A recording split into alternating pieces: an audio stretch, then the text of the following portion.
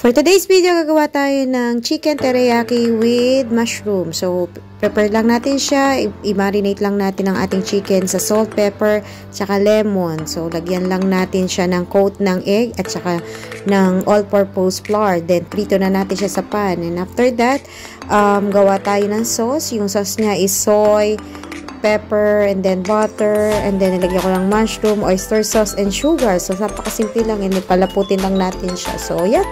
So, after niya natin magawa lahat yan, so ready na. So, ilalagay na natin yung sauce doon sa ating piniritong chicken na coated ng all-purpose flour. Yan, napakasarap niya. Sarap din. Nag-blend yung lasa ng chicken at saka noong sauce ng teriyaki. So, napakasimple lang pero eleganteng tingnan. So, ayan na. Prepare na natin at ready to eat na. Tsak na magugustuhan na naman ng pamilya ko ang aking niluto for today.